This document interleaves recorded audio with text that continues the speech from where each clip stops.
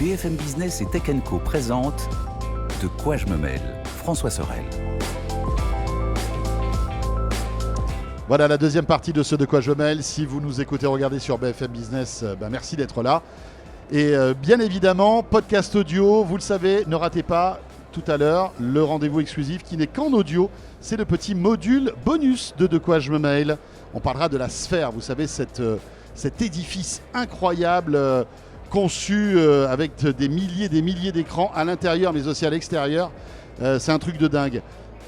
Toujours JB de The E-Collection, que vous pouvez retrouver sur YouTube, entre autres. Bien sûr. Avec de super vidéos. J'imagine que tu couvres le CES avec plein de reportages. Exactement. Tout comme Nicolas Lelouch, voilà, de Numérama. Et tout comme Anthony, vous le savez, Anthony Morel, qui est notre journaliste maison ici à BFM Business, BFM TV et sur la plateforme Tech Co. Si on parlait de santé, parce que là, on a bien rigolé, on a parlé de poulet rôti tout à l'heure et tout. Bon, ok, voilà. Mais on peut être sérieux pendant quelques minutes et parler de e-santé avec pas mal de nouveautés. Bien sûr, la Health Tech qui cartonne. Anthony, il y a plein de choses partout. Ouais. Point d'orgue WeSings, qui est un peu la locomotive, on est d'accord. Ça c'est vrai. Et j'allais dire petit coucou à WeSings pour l'ensemble de leur œuvre, parce qu'ils ont une constance quand même sur le CES. Année après année, ils présentent des produits. Année après année, ils remportent ce qu'on appelle ici des CES Innovation Awards, qui sont un peu les Oscars de la tech. Enfin, c'est une vraie consécration pour les boîtes. Et là, encore une fois, ils en ont remporté, je ne sais plus, 2 ou 3 d'ailleurs, avec un petit appareil qu'ils ont présenté, donc qui s'appelle le BIM-O. Ils présentent ça comme un multiscope. Stéthoscope augmenté, on pourrait dire. En gros, c'est un petit appareil qu'on pourrait avoir à la maison et qui permet de faire un check-up complet en 1 minute chrono. Donc en gros, ça ressemble à une grosse clé USB ou un petit thermomètre. Tu as plusieurs équipements médicaux à l'intérieur. Des capteurs un peu partout. Ouais, exactement. Donc tu as un thermomètre, tu as un électrocardiogramme, un oxymètre, donc pour calculer le taux d'oxygénation du sang, et puis un stéthoscope embarqué. Donc tu peux ausculter ton cœur, tes poumons.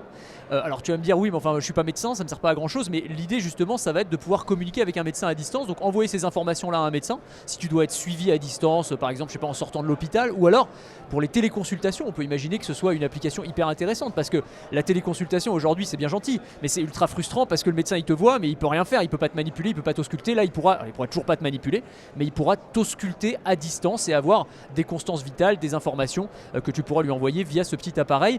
C'est assez malin, je dois dire, et effectivement ça fait plutôt sensation sur le salon. Ils ont un gros succès sur leur stand WeSings. Et c'est un produit simple en fait, qu'on comprend tout de suite. Oui. C'est ça qui est top. Pas de montre, pas de bracelet, voilà, c'est un outil. Aussi simple comme d'habitude chez WeSings. Tous leurs produits sont très simples d'utilisation et c'est ça qui marche aujourd'hui chez WeSings. Ouais. C'est une boîte qui, je ne sais pas ce que vous en pensez, mais j'ai reçu Eric Carrel dans Tech Co, qui est quelqu'un que j'apprécie énormément, qui a une vraie vision sur la santé connectée. Lui, il dit que la santé connectée va nous permettre de prévenir des maladies et on ira moins à l'hôpital, on attendra moins d'être dans des situations de santé compliquées grâce à tout ça. Donc il a une vraie philosophie et je trouve que WeSings n'a pas l'aura qu'elle mérite. Non, c'est vrai, mais c'est une entreprise qui est passée par des hauts et des bas aussi. Tu sais, elle a été revendue à Nokia, ça s'est pas très bien passé. Elle a été reprise par son fondateur. C'est une super histoire d'ailleurs. C'est génial, c'est incroyable. C'est extraordinaire. Et franchement, c'est une boîte qui mérite un bouquin, franchement, ou un documentaire. C'est une très bonne boîte, c'est une pépite française. Tous les ans, comme vous le dites, elle cartonne au CES, elle fait briller justement. On parle beaucoup de la French Tech, mais WeSings c'est sans doute la numéro 1 à chaque fois, celle qui donne vraiment de l'aura des innovations françaises. Je suis allé il n'y a pas longtemps à leurs locaux, j'ai vu leur laboratoire, c'est marrant, on dirait un sous-sol d'étudiants qui bidouillent dans leur chambre alors qu'ils sont en train de fabriquer des produits qui vont se vendre en milliers d'exemplaires et qui vont avoir un impact sur la santé des gens. C'est assez génial comme boîte et à quel point ils arrivent tous les ans à nous surprendre avec des nouveaux produits. Le WeSings BIM-O m'a l'air vraiment sympa. De toute façon, dans tous les cas, le thermomètre est un super produit, un de leurs plus vendus, et le WeSings BIM-O intègre une version améliorée du thermo. Donc, quoi qu'il en soit, c'est une réussite parce que c'est une évolution qui fait 4 fois plus de choses qu'un produit qui marche très bien. Donc c'est super. JB ? Mais je pense que les gens ont peut-être peur aujourd'hui de se centrer sur la santé, sur des produits connectés. On a besoin d'avoir un avis médical d'un professionnel et c'est peut-être pour ça qu'aujourd'hui ça décolle pas autant que ça devrait décoller, alors que c'est totalement viable parce que ça a été validé par des médecins et par des chercheurs. Mais je pense qu'aujourd'hui on a besoin tous de se rassurer par un être humain qui a fait des études et avoir confiance en un thermomètre connecté qui va nous dire oui ou non on va bien ou pas. C'est peut-être là où aujourd'hui les gens sont un peu plus frileux. Ouais, mais d'un côté, tu vois, Apple réussit son truc avec l'Apple Watch qui a pas mal de fonctionnalités santé aussi. Absolument. Et on se pose pas la question de la même manière avec Apple, tu vois. Apple communique sur le fait qu'il sauve des vies tous les jours. C'est un produit qui fait plus de choses, mais oui, c'est un domaine qui va monter petit à petit. Les gens vont être de plus en plus en confiance. Mais on voit que ça met du temps. Hein. C'est vrai qu'il y a une inertie, une acceptabilité qui est longue. Ouais, bien sûr, bon, on touche à ce qu'on a de plus précieux. Hein, évidemment, c'est nos données de santé, c'est ce qu'on a de plus sensible, de plus intime. L'an dernier, si vous vous souvenez, ils avaient lancé, j'allais dire, un appareil qui était beaucoup plus intrusif d'une certaine manière. C'était un petit laboratoire, un petit galet qu'on met dans ses toilettes et qui va, à chaque fois qu'on va faire pipi, voilà, pour le dire simplement, analyser tout un tas d'éléments et à partir de ça, vous donner en fait une analyse comme si vous alliez en fait faire une analyse médicale. Alors c'est à la fois pour des choses assez basiques de bien-être, tu manques de vitamines, tu as des carences en tel ou tel élément, mais ça pouvait être aussi, c'est ce qu'ils imaginaient, en tout cas pour la suite, de la prévention de maladies. C'est-à-dire que ce petit galet pourrait te dire potentiellement, attention, là tu as un calcul rénal qui est en formation, il faudrait aller voir le médecin. Et c'est exactement ce que tu disais, le préventif et le prédictif même, puisqu'on parle d'intelligence artificielle, c'est infiniment mieux que le curatif. C'est-à-dire, on dit souvent 1 euro investi dans le préventif, c'est 10 euros évités dans le curatif, c'est-à-dire dans le médecin que tu vas pas aller voir, l'hôpital auquel tu vas pas aller, etc., etc. Donc là, pour le coup, ils ont un vrai rôle, j'allais dire presque un rôle social, un rôle de santé publique à jouer, eux et d'autres, évidemment. Ouais. Et vous avez vu d'autres devices santé connectés qui vous ont scotché? Je sais qu'il y a un hall dédié à la santé, j'ai pas eu le temps d'y aller, j'y vais cet après-midi pour tout vous dire. J'ai vu une petite entreprise qui est juste derrière nous qui s'appelle Zoécare et qui fait par contre un produit que j'aime bien. C'est une prise connectée que vous allez mettre dans votre appartement, peu importe où. C'est pas une question de la mettre dans la pièce, la chambre, le salon, quoi, peu importe où. Alors en fait, grâce aux ondes du Wi-Fi qui se propagent dans la pièce grâce à la prise. De la box du Wi-Fi. Oui, de la box. Ce qu'il y a à savoir, c'est que l'être humain étant fait d'eau, les ondes électromagnétiques passent à travers les êtres humains. Et en cas de chute, cette prise est capable d'analyser une déformation électromagnétique et de prévenir un soignant ou de prévenir des petits-enfants ou les enfants d'une personne âgée qui serait tombée. Et je trouve ça intéressant et ça illustre un paradoxe de ce domaine de la santé connectée, c'est que finalement les gens qui auraient le plus à gagner à avoir des produits comme ça qui peuvent avertir des maladies et les protéger, c'est les personnes âgées et c'est les moins équipés en nouvelles technologies. Et c'est bien parce que ces produits sont non intrusifs, ils ne nécessitent pas de penser à charger sa montre tous les matins ou de porter quelque chose ou d'apprendre à avoir des réflexes, et ça va petit à petit permettre justement de sauver des vies et jusqu'au moment où la population âgée sera plus à même et en connaissance des solutions connectées. Ouais, c'est intéressant ce Zoécare là. C'est génial, c'est génial. Et c'est intéressant. Alors c'est sauver des vies évidemment, d'un point de vue beaucoup plus matériel et terre à terre, de la même manière que WeThings, c'est aussi des économies massives pour la société, parce que tu peux imaginer que des personnes en situation de dépendance, plutôt que d'aller à la maison de retraite, avec ce genre d'objet, pas seulement celui-là, mais avec cette galaxie d'objets pour la santé, pour les personnes âgées, vont pouvoir rester plus longtemps à la maison de manière indépendante, si tu veux. Donc c'est aussi des changements profonds dans ta vie, quoi. Donc c'est vraiment pas rien. Mais moi j'en ai croisé d'autres, quelques autres, des petits devices pour la santé. T'as les bagues, bon alors on va voir ce que ça donne. On attend le Galaxy Ring de Samsung. Est-ce que ça va faire décoller le marché ou pas? Mais en tout cas il y en a plusieurs sur le salon. Il devrait être annoncé bientôt là, d'après ce que j'ai compris. Absolument. Et ce qui est intéressant, je trouve aussi, c'est le fait qu'on intègre la santé, y compris dans d'autres types de devices. Par exemple dans les petits écouteurs, les oreillettes, t'as Sennheiser notamment qui a annoncé des écouteurs avec un capteur de température. Tu vas pouvoir aussi analyser ta posture. Enfin, il y a plein de choses comme ça qui vont être intégrées dans des devices qui n'ont pas une vocation de santé à la base, mais qui peuvent se transformer en accessoires médicaux ou de bien-être, puisque la frontière est parfois un petit peu ténue entre les deux.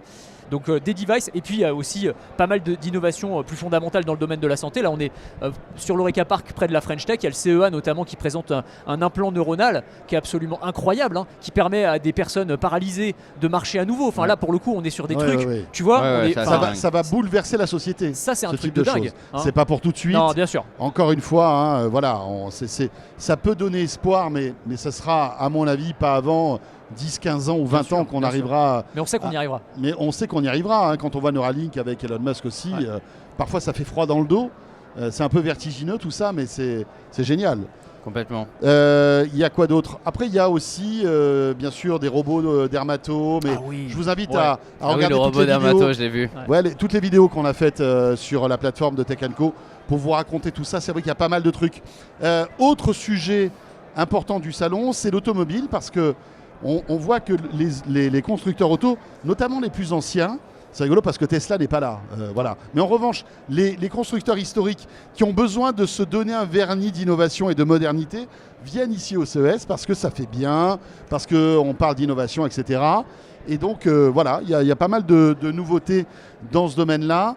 Valeo, bien évidemment, qui est notre pépite française, un équipementier automobile, présente pas mal de nouveautés, Anthony, absolument. qui sont, voilà, pour certaines bluffantes, notamment là, je sais pas si vous avez vu la recharge par induction des voitures, truc de dingue, hein, vous vous garez sur une place qui a été équipée d'une espèce de plateforme qui est sous la voiture et qui va recharger votre véhicule, top.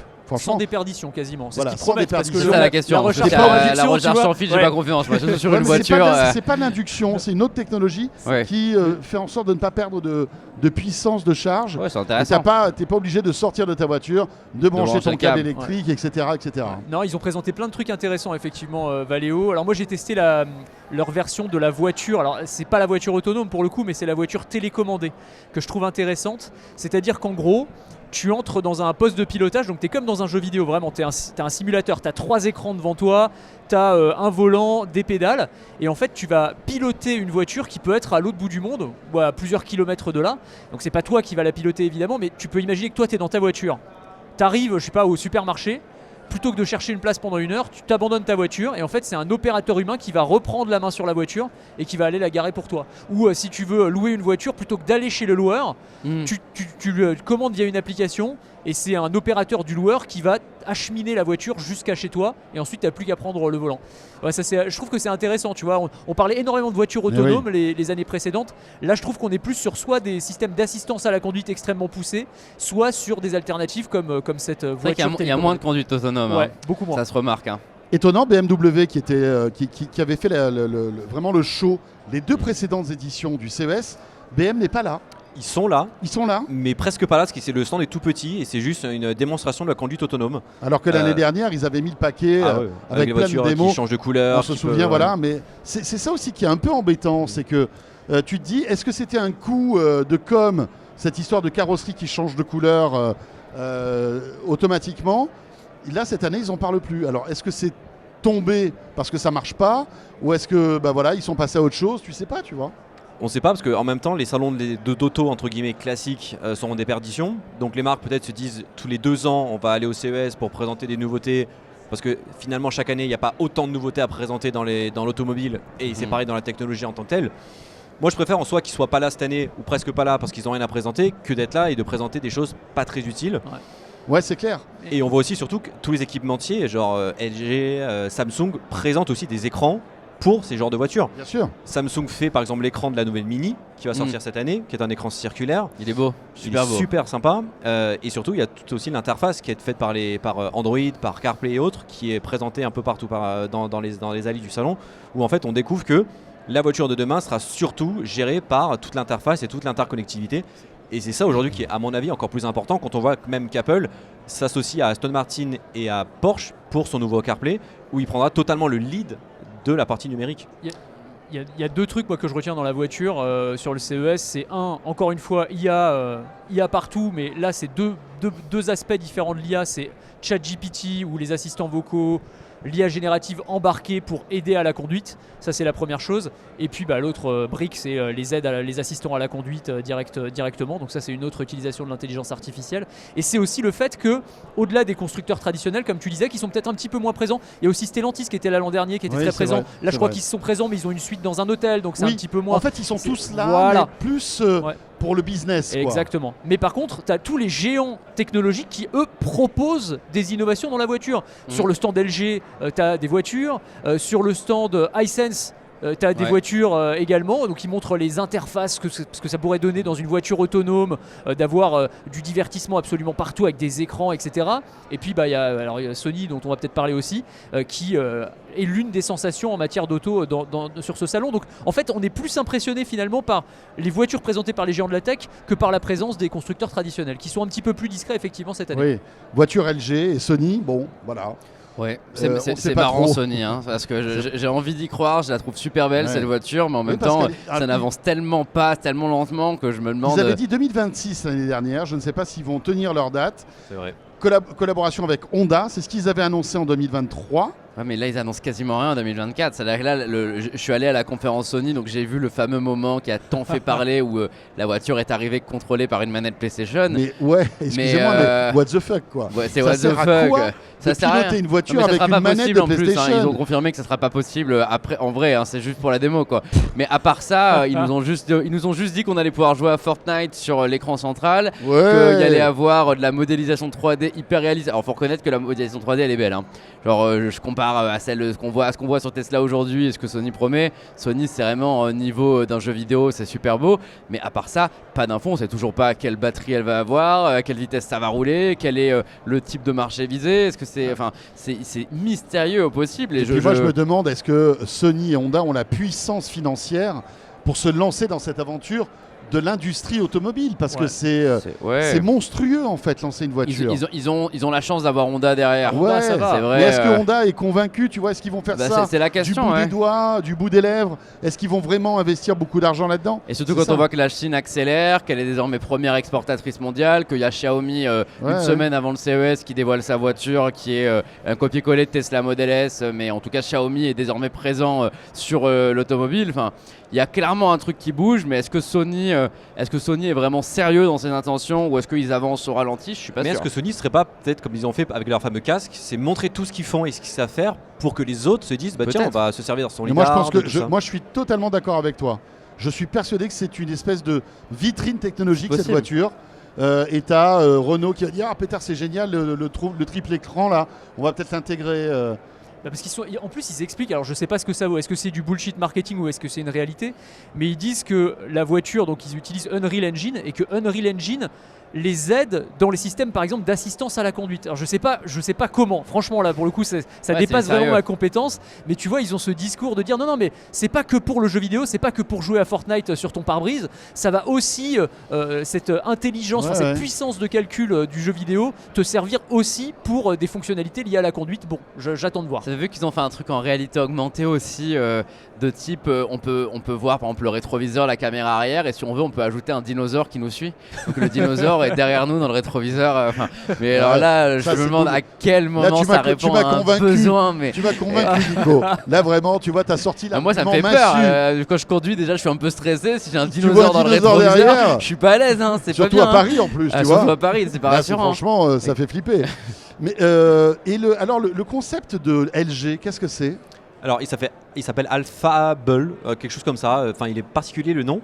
Mais en fait, c'est vraiment LG qui a essayé de penser la voiture de demain comme un espace de vie, comme on peut avoir dans son salon, c'est-à-dire totalement modulaire et transformable, où en fait on n'est plus là que pour conduire. T'es dans un salon quoi. Voilà, en fait les sièges tournent, ça c'est connu, mais surtout on a la possibilité d'avoir des éléments du coffre qui vont s'amener à l'avant via un rail.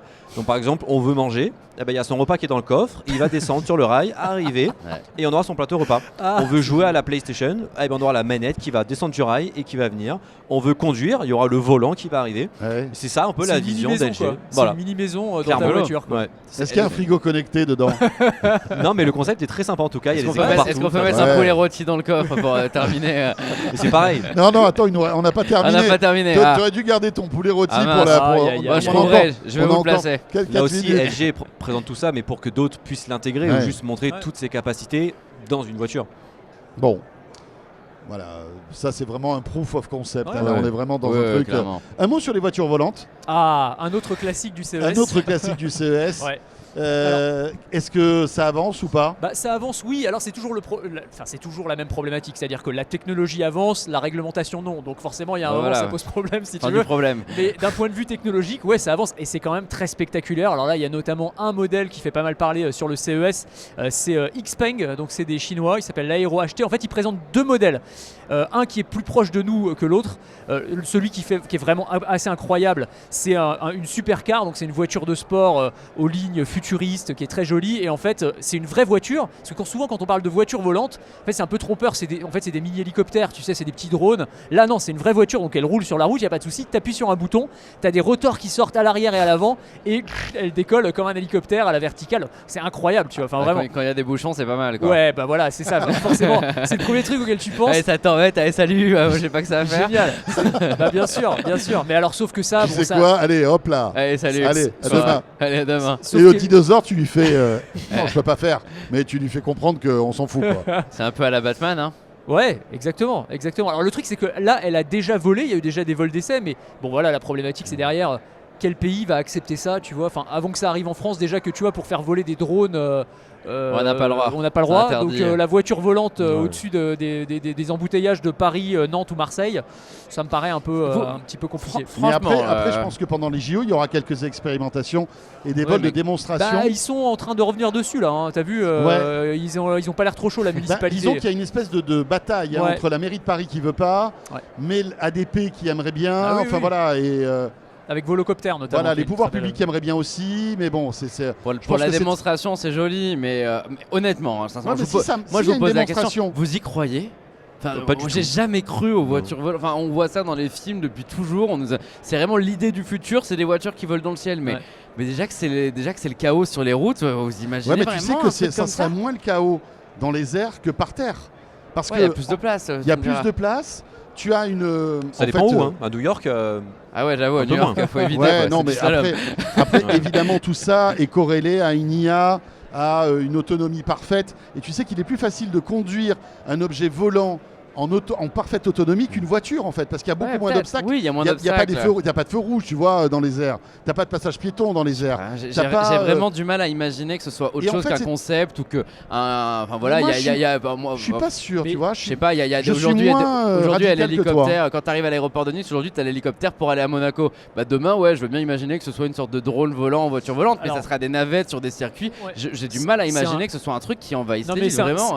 C'est un très bon point ce que tu dis, parce que effectivement, quand tu discutes avec Xpeng, là je suis allé sur leur stand hier, ils te disent voilà, l'idée c'est pas effectivement de s'envoler des bouchons, enfin en tout cas pas dans un premier temps, parce que ça c'est impossible d'un point de vue réglementaire, etc. En revanche, là où ça va être intéressant, c'est pour traverser un lac, une presqu'île, il y a plein de cas où il y a des usages de navettes. Voilà, exactement. Et là, pour le coup, alors peut-être dans des pays plus permissifs que la France, parce que la France, encore une fois, d'un point de vue réglementaire, ça va prendre des années et des années, mais il y a plein de pays qui sont ouverts à ce genre de technologie où ça pourra arriver relativement vite. Et d'ailleurs, la deuxième voiture qu'ils présentent, alors qui est pour le coup, alors c'est assez étonnant, ça ressemble à un Cybertruck, et à l'arrière, t'as un mini hélicoptère embarqué qui sort à l'arrière du Cybertruck, je te jure. Non mais c'est fou, t'as l'impression d'être dans un Transformers, c'est complètement dingue. Et pour le coup, ils disent que celle-là, elle va être commercialisée, que je dise pas de bêtises, dernier trimestre 2024. Donc cette année, ils veulent vraiment la commercialiser. Ouais, mais il faut qu'ils aient la réglementation. C'est crédible ça, hein. Il faut qu'ils aient la réglementation. Écoute, on verra bien. On verra. Allez voir les images, encore une fois, elles sont absolument dingues leurs voitures, Xpeng. Bon écoutez, pas de poulet rôti pour terminer cette deuxième partie. On peut faire cuire un poulet rôti dans un hélicoptère qui sort d'une voiture. Probablement. Bravo. Allez, on l'accepte, on valide, c'est bon. Et aussi parce qu'on aime un peu le poulet rôti. Ce de quoi je me mêle est terminé. Merci en tous les cas d'avoir été avec nous. On se retrouve bien évidemment, Anthony, très vite, la semaine prochaine dans nos studios à Paris. Merci JB. Avec plaisir. De merci. The Collection. Merci à Nicolas. Merci à je vous dis merci, mais si vous êtes avec nous en audio, comme d'habitude, on va prolonger un peu le débat. Il y a l'after. Il y a l'after, le module bonus de quoi je me mêle, exclusivement en podcast audio, avec toujours JB, Nico et Anthony. En tous les cas, merci d'avoir été avec nous et à très vite. De quoi je me mêle sur BFM Business et Tech & Co.